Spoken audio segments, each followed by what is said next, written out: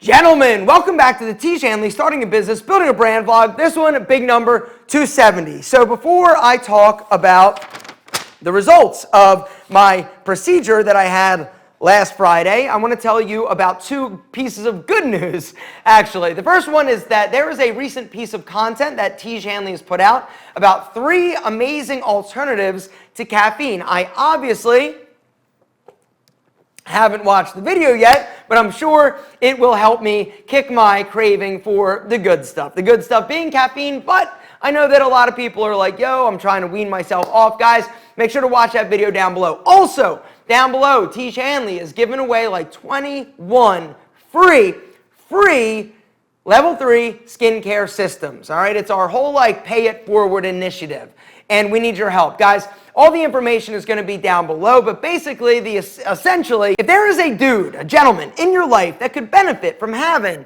the Tiege Hanley Level 3 system all over his handsome, soon-to-be even more handsome face, guys, now is your chance, now is your opportunity, because Tiege Hanley is giving this like a ton of them away. We need your help though. Guys, all the information will be listed and linked down below. It involves Instagram and following us and tagging somebody who needs Tiege on their handsome face. Anyway, guys, all that information is going to be down below. But what I want to talk, I'm sweating. I think is it hot in here? Or is it just what I'm about to talk about? Because talking about colonoscopies apparently get me all hot. Or nervous or something. Anyway, what I want to talk about now is something that happened to me on last Friday. So I mentioned in a few vlogs ago that I was having a procedure and I was a little bit scared and nervous about it. I decided like 6 months ago that I just thought maybe I should have a colonoscopy. Like, you know what? I heard about the Black Panther actor that was died from colon cancer. And colon cancer has been one of those things that just that cancer, that and like pancreatic cancer, like it just scares me, right? Because with colon cancer, oftentimes like you don't know there's a problem until you know there's a problem. And then by that time, it's like, oh, you know, you've got like advanced like stage 4 colon cancer. We got to cut out, you know, big sections. You're going to have a bag and all that stuff. Another one of my friends, this guy Scott, he actually had like I think it was like rectal cancer recently, and he's been battling it like pretty bad. I think he's got it licked now again because I think he had it and then it treated it. It went away. I think it came back and now I think it's gone again. Anyway, all that to say, I was scared. I was scared of colon cancer, and I thought, you know, a colonoscopy is one of those things that can detect things fairly early, and if there's a problem, boom, you can like solve the problem, you can fix it, but it's all about early detection. Now, there are other things that I've come to realize that can detect it, like basically like if you like wipe and like send a sample or something, they can like detect it, but it's only like 95% accurate at detecting like certain things like cancers or polyps or something like that. I think it detects like blood in your action, right? And so I was talking to my doctor. I went in for my yearly physical, which is something that I recently started doing, right? And having like blood work done and all that good stuff. And I asked him, I said, yo, doc, you know, let's talk a little bit about colonoscopies. You know, is this something where, you know, at 44 years old, should I consider it? Is it something that is dangerous? Like, is there any reason why I wouldn't want to? And he's like, not really. Are you having like any symptoms? I'm like, no. Do you have any history of colon cancer? I said, no.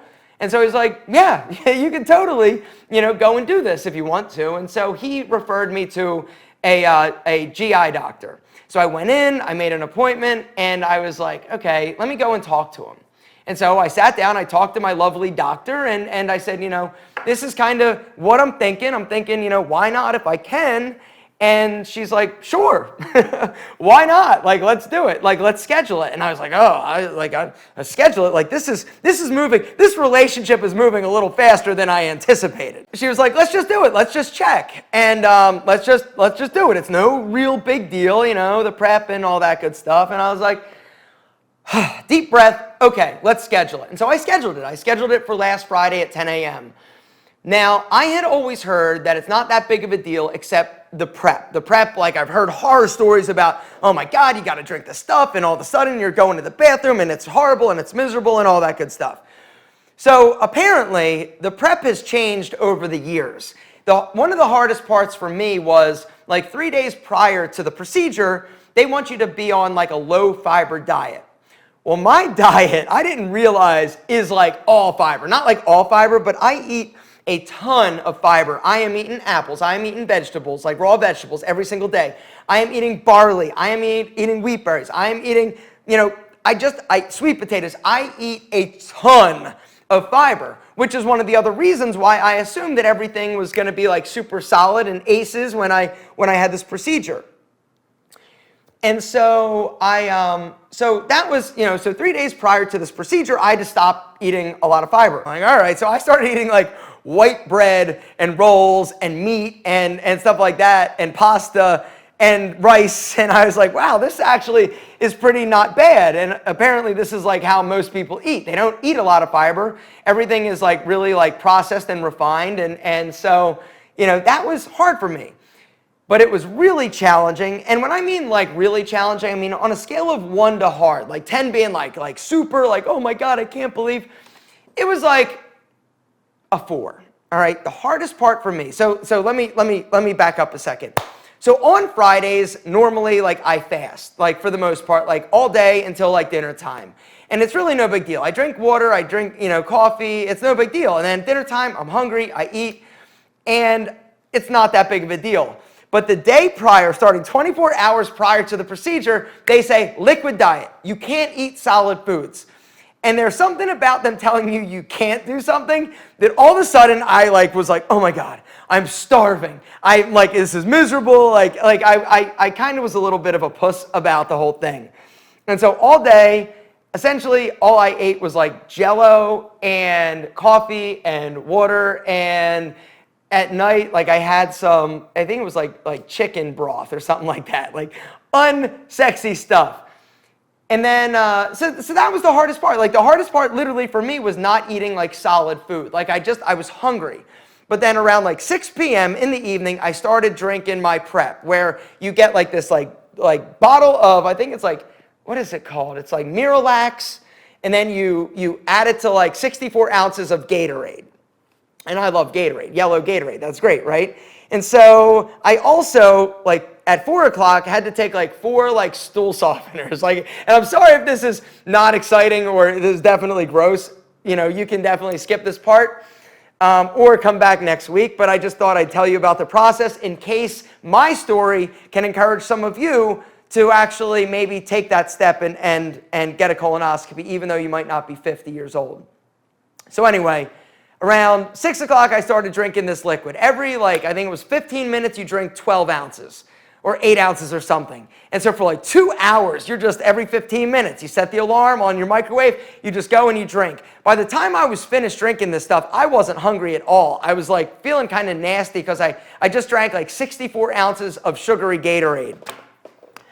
And then it started, and I started going to the bathroom, right? And it was like, and I was clean like pretty fast. And then I kept having to go to the bathroom, and it was cleaning me out. And so it wasn't to the point where I couldn't sleep or anything like that, but I knew that if I felt something, I should probably go and do my thing. And so at 6 a.m., I woke up, and they say 3 hours prior to the procedure, you can't consume anything. And so my procedure was at 10 a.m., and so at 6 a.m., I actually asked the doctor, I'm like, can I have some coffee at 6 until 7, and then 7, I'll stop drinking anything? They said, yeah, sure. And so I set my alarm, 6 o'clock, I got up, I started having some coffee, and then my wife took me to have the procedure. So I get there 45 minutes early, they tell you to, my wife drops me off, I go inside, I do my paperwork, and right away, they had me back in a gown, right? I had to strip down, I'm just in a hospital gown, I got under this sheet, a blanket, and then the nurse started asking me a bunch of questions. Do you have this? Do you have that? Have you done this? No.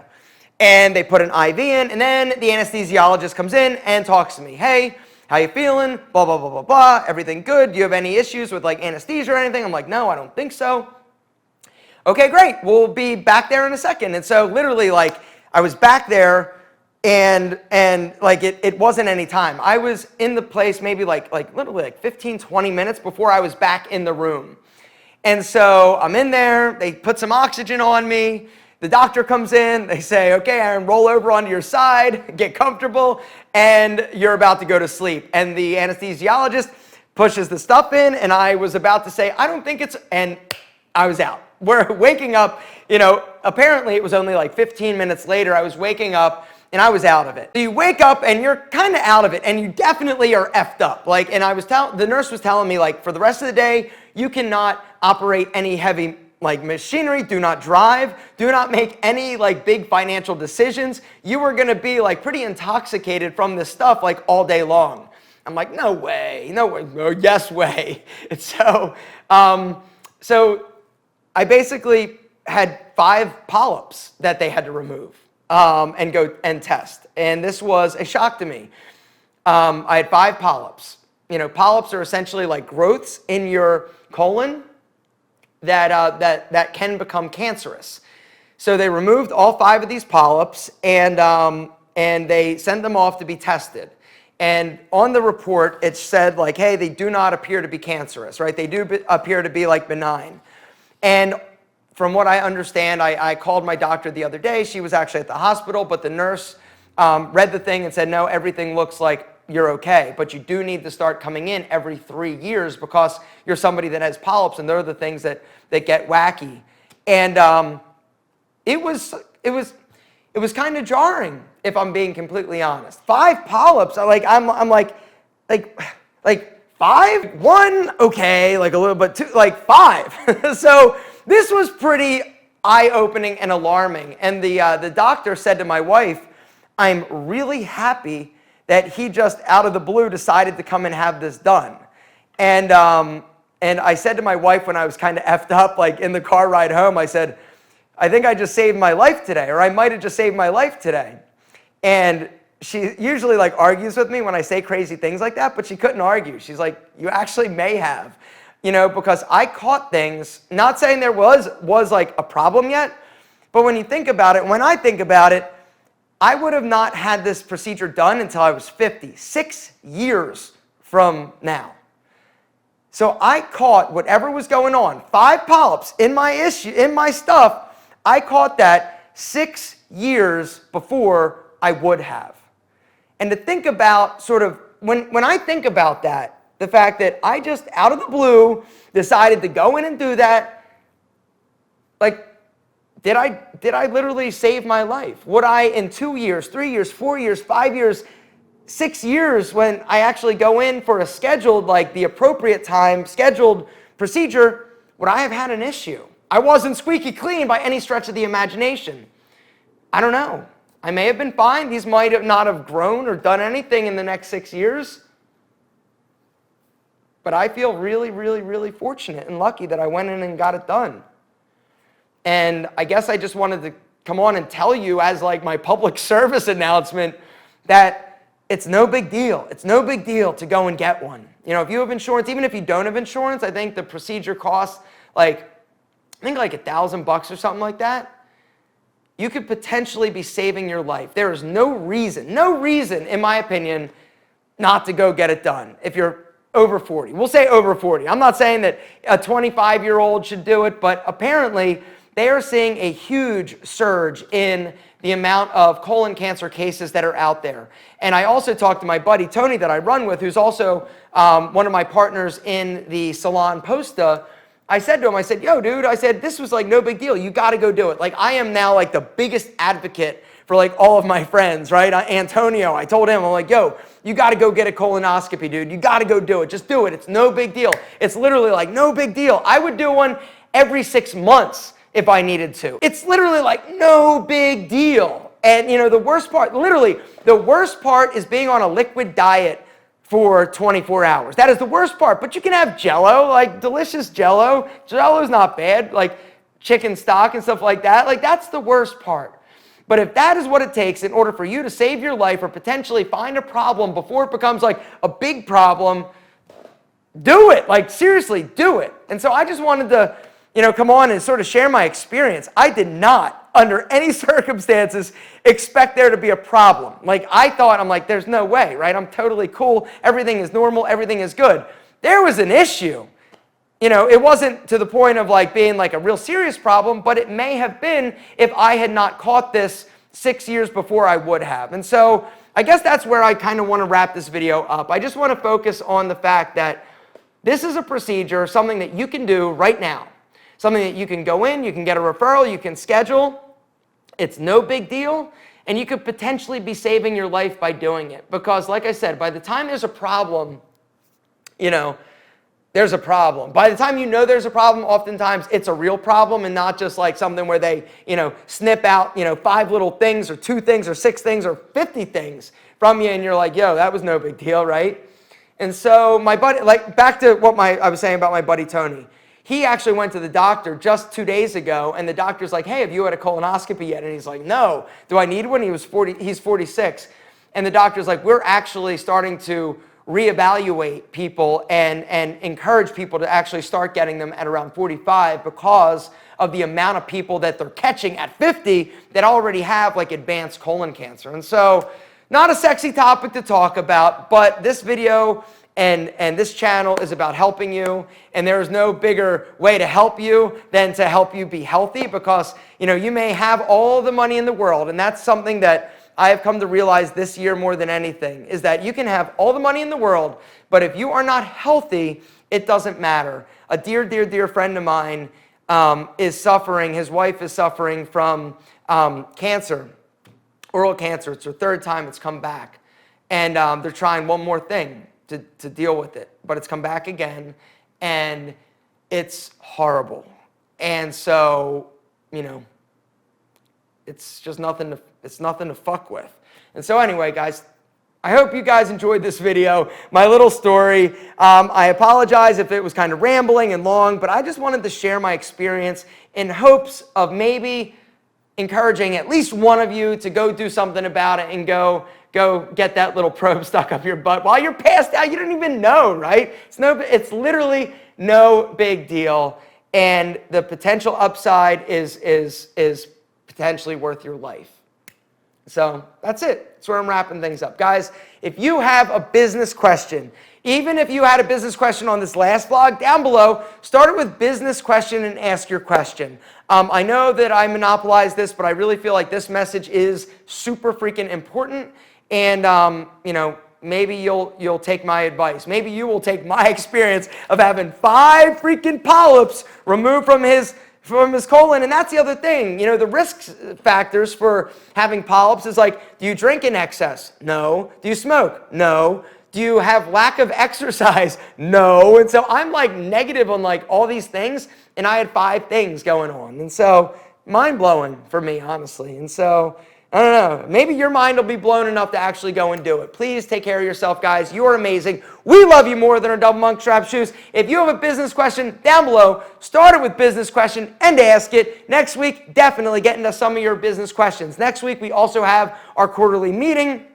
So maybe we're doing it virtually. So maybe there will be an opportunity for me to come on, share some of the screens that we're showing or seeing. But there is a lot of things that we are talking about doing, a lot of things that we have been effing up for basically years that we are now correcting. I had a call with Kelly this morning while I was running, going over some of the things that we have been doing wrong, and it is upsetting.